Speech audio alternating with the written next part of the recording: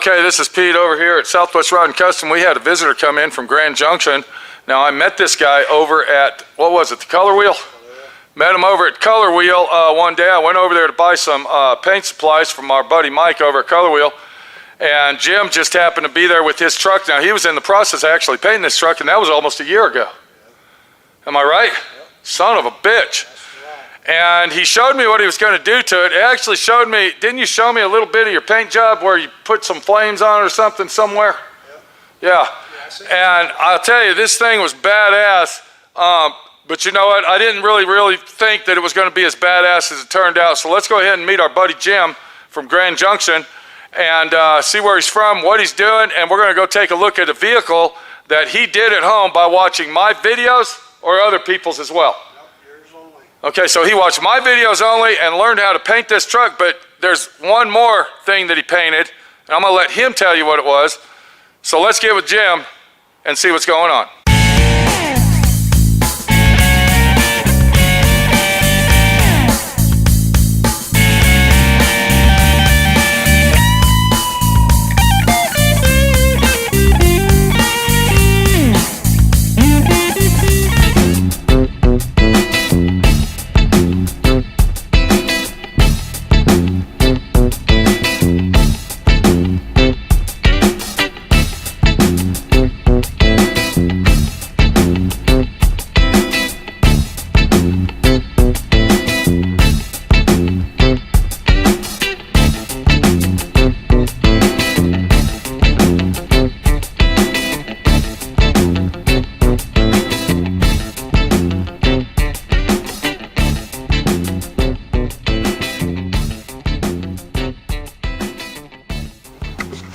Okay, what's going on, bro? Shake your hand, make a friend there, Jim. How you doing, Pete? Pretty good. Now, how long you been watching my videos, buddy? Oh, a little over a year. About a year. So you started watching my videos, you found some videos, said how to paint a car, did some, and you said, well, I like this guy, I'm going to paint my car, and I'm going to follow his videos.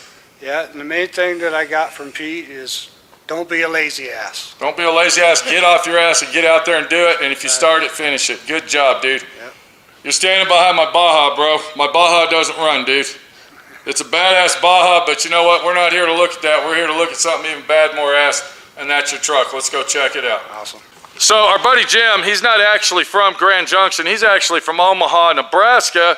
And back in the day, back in the 70s, my brother actually spent time in Omaha, Nebraska at a place called Boys Town, Nebraska. If anybody else out there spent time at Boys Town, Nebraska back in the 70s, give my friend Pete a comment below and let me know what you thought of the place. It's worth asking. All right, Jim, what do we got here? What kind of vehicle is this? It's a 95 Toyota. 1995 model. Now, did you buy this brand new?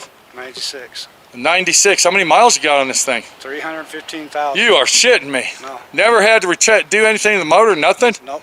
No electronics, no anything? Nope, just brakes and battery and spark plugs and... No electronic sensors? Nothing. No O2 sensors, nothing? Nope. Wow. So was this a full-size truck back then, or? Yeah, it's an 8-foot box. It's a medium-sized truck, but it's got an 8-foot box. Oh, okay. I was going to say, this truck looks a little small. So this is a mid-sized truck with an 8-foot bed on it. Yeah. Now, do they still make those, or? No. So that's kind of a rarity, too, right there. Right. Now, this truck, I guess you bought it back in Omaha. 1996 in Omaha. Omaha, Nebraska, and you were telling me some stories. You went to the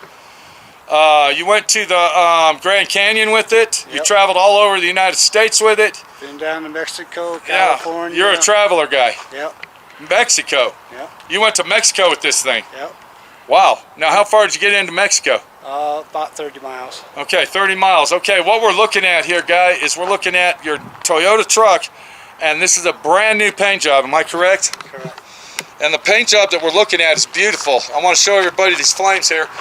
Never done these before in your life. Am I right, Jim? Correct. These are ghost flames that you did by yourself. Nobody showed you how to do them.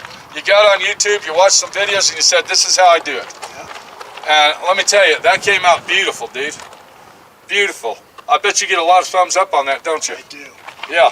And then you kind of ended it off here where it shot off, and then of course it ended right here in this action. Now, is this the first vehicle you've ever painted? No. This is the second one.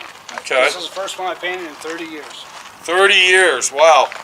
And look at that, you even kind of match the flames on this side right here, but then over here you got a little bit wild and it looks a little bit different. But it looks badass. I love those flames. Now, these are called True Fire Flames is what these are called. And now, do you got a sparkle in that paint, or is that just... No, that's just black. That's just solid black. Okay, and this is a base coat, clear coat, am I right? Correct. Okay, now what kind of paint did you use on this? Jim? It's Wanda. Okay, so this is Wanda base coat. I see the base coat held up really nice. Looks beautiful. And then what clear did you use?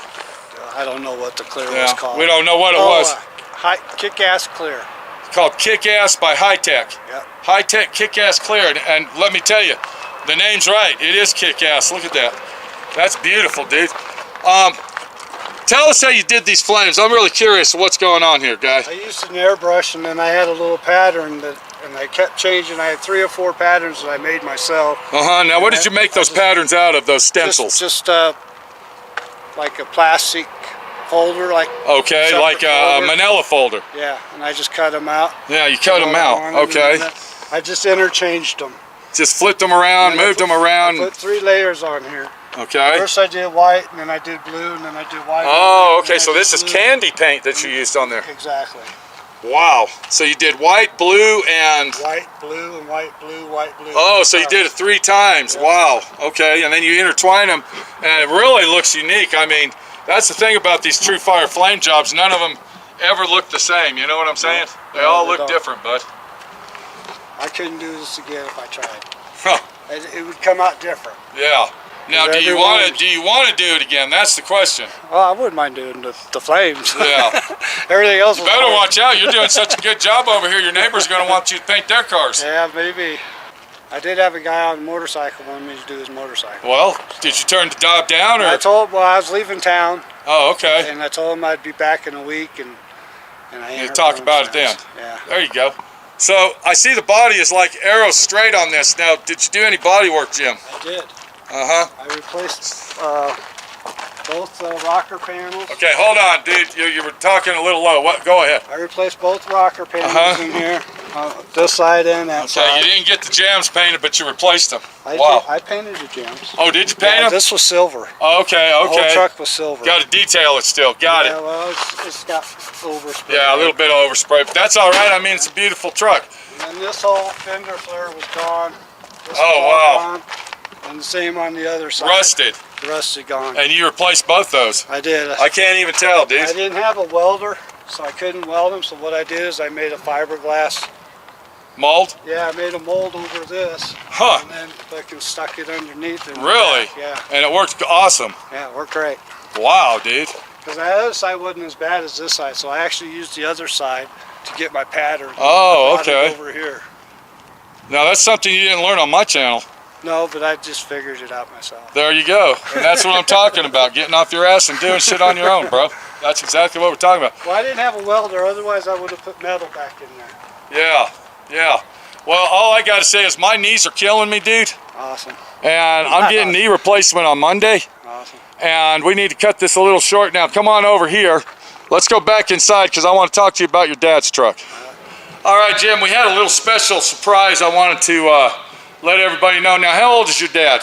He's 80 years old. He's 80 years old, and before you show us the pictures, let's go ahead and get with the story here. You came down from Omaha to live with him to take care of him. You're his caretaker. Right. Is that right, down here in Grand Junction? Correct. And you said that he had an old classic car that he traded for this old classic truck. What was that? He had a 39 Chevy humpback. Okay, a humpback. Yeah, and he traded. Now, what's a humpback? It doesn't basically have a trunk. It's just the rear end of the car is just a trunk. It's got a big humpback trunk. Right, Okay, right. okay.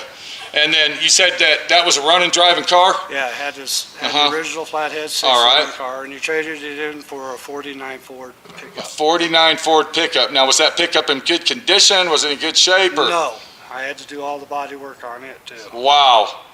So when he got this truck, was it a running truck? It's a running truck, but it was rough. So when did he trade this truck in? How long ago was that? Oh, that was 25, 30 years ago. 25 or 30 years ago. Yeah. Wow. So he's had that truck for 30 years. Yep. Now, what was the humpback like? Was it in real good condition? Or? No, it had no interior in it. The seats were all ripped up in it, but it did run. It ran, but it was just like a rat rod. Yeah, it was just Back 30 years ago, we didn't have rat rods, but that's what you would call it today. exactly. Okay. Okay, so he trades for this truck, and then he's got it, and then you show up in Grand Junction to take care of him, and what happened, dude? He saw the body work on my truck, and so he figured, well, why don't you do mine? So your dad says, hey, you got free room and board here, get out there and slave and get my truck painted. It ain't free room and board, but Yeah. Okay, so now you said that he painted it first. He's painted it twice. He painted it twice. He had it white, and then he also painted it brown. And he painted it brown. Yeah. So it was white and brown, and then you showed me some pictures, and we're going to look at those. And you said that he painted it again, white and blue. White and dark blue. Light and dark blue, that's what I'm saying. And your dad painted the dark blue on there, but he forgot to do something. What was He that? forgot to put the hardener in the paint. He forgot to put the hardener in the paint, and you're like, oh my God, Dad, look what happened. Right. So then And then what was his excuse on that? He was 80 years old and he forgot. He's like, so what? I don't care. I forgot. Right. Go take care of it, son. Right. Okay, so you went out there. Now, you said you had to remove all this blue paint. What happened? I had to remove all the dark blue with lacquer thinner. That was the only way I could get it off, and thank God it didn't hurt the primer underneath. Wow. So you then- took lacquer thinner and a rag. and wiped it all off. And- Mini rags. A mini rag. And this was a single stage acrylic enamel paint. Exactly. So if you don't use the hardener, we kind of found out the hard way, it's not going to hold up. Exactly. Hardener is a necessity. Yep. Yes, exactly. Exactly. This paint Yeah. was just so soft you couldn't sand it because once you started sanding, it just moved. Yeah. Gave So me- what did you do to it after that? I took it all off and then I reprimered the whole truck. What kind of primer did you use? I used just an acrylic enamel primer. Acrylic enamel primer. Yep. Now is that a sandable primer? Or? Yes, it is. It's, Wow. It's just like Huh. it's just like a basic primer. That Yeah. It ain't Yeah. the K2 or any of that. So Right, just because you use told the me you same- didn't like 2K primer. No, I had a hell of a time with that one. I think it put might on have been my the truck. brand that you bought. You probably bought some off-name brand that wasn't a high-quality primer, and what happened is you got stuck with a shitty product. Right. And Yeah. It was a bitch to get off. I had to DA it off. I couldn't even sand it. Wow. And that's what happens when you buy that cheap, inexpensive product that you think you're going to save money with. 9 times out of 10, that's basically what it is, cheap and inexpensive. When you get something that's a cheap price, always bank, you get what you pay for when it comes to paint and body shop supplies, most of the time. You take this truck, you get all the paint off it with lacquer thinner and rags. What did you have to do next? I cleaned it all up with Windex, and then I used rubbing alcohol to clean it all off, and then I resprayed it all, the whole truck with primer again. Wow. Reblocked it, and then I actually got to the step of paint. And then you said you didn't go back to the paint store in town because you found paint supplies online a lot cheaper. I bought a whole gallon of paint for $165. And that instead of included the $300. hardener? That included the hardener and the reducer. Now, did they have multi-colors, or did they just have a limited supply of colors that you could buy? On this one, they had multi-colors, but on this one, for that price, that was the only color I could get. Yeah, which was a lighter blue. Baby blue. Right. Which looks good because it matches the truck. Yeah, and it does match the truck. The truck looks beautiful, and I think everybody's going to agree with us that the truck is beautiful. You did an awesome job on that truck for your dad. Now, do you drive the truck? Yes, he does. He actually drives the truck daily basis. Daily. Really? So everybody in town knows this guy by his truck. Yeah. Look at that old Ford truck. It's beautiful. Yeah. Do you guys ever hit the car show scene out there? No. Haven't been to a car show yet. Make sure you hit the Fruita car show. Okay. You guys have a lot of fun out there. I think it's already passed, but it'll be here next year. All right. You went somewhere in it that was about 150 miles away. No, we went to West Cliff, Colorado, which is 250 miles from Grand Junction. Jeez. And you drove that old truck there? Drove the old truck there and back, no problems. Wow. Now what does that old truck have in it? It has a 351 Cleveland in it. 351 Cleveland. That's got the big valve heads on it. Yep. Wow. Get good gas mileage? No.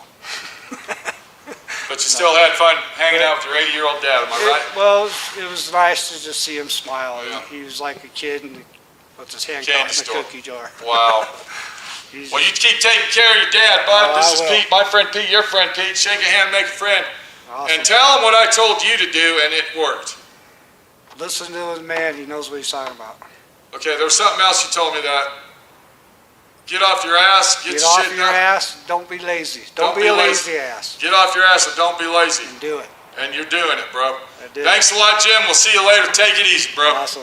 All right, buddy. Okay, so that's just one person that watched my videos, not really basically to learn how to paint the car, but to learn how to get off your ass and get shit done. He didn't just get his truck done, he went ahead and got his dad's truck done. You saw it, you seen what it looks like. Beautiful, beautiful truck. That old truck came out better than, I mean, if I saw that thing in person, I'd think it was a show truck. I'm gonna ask him, why are you driving it? Looks like a trailer queen to me. Take it easy, we'll see you later. And always remember, if you wanna get shit done, you're the only one that can do it.